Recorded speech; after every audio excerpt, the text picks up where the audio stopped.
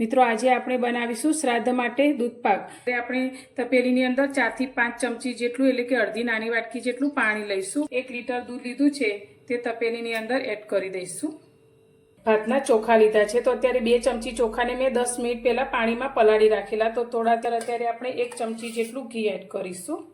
દૂધ આપણું સારી રીતે ગરમ થઈ ગઈ। એની અંદર આપણે જે ચોખા લીધા છે તે અંદર એડ કરી દઈશું।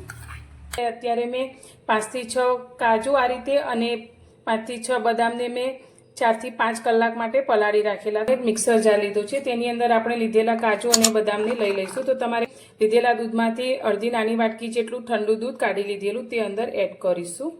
તો દૂધ સાથે પીસાઈ અને આ રીતે એકદમ ઘટ્ટ એવી પેસ્ટ બનીને તૈયાર।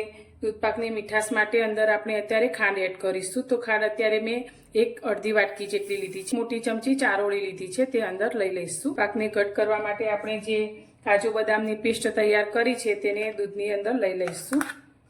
આપણે અડધી નાની ચમચી જેટલો ઇલાયચીનો પાવડર લીધો છે તે આપણે 1 જાયફળ લીધું છે જેને આપણે અડધું અંદર આ રીતે ઘસી અને એડ કરીશું। તો હવે ગાર્નિશિંગ માટે અત્યારે મેં પિસ્તા અને બદામની કતરણ કરી છે તે અંદર લઈ લઈશું। મિત્રો તૈયાર છે ખાવામાં ટેસ્ટી, હેલ્ધી અને એકદમ ક્રીમી ઘટ એવો આપણો દૂધ પાક।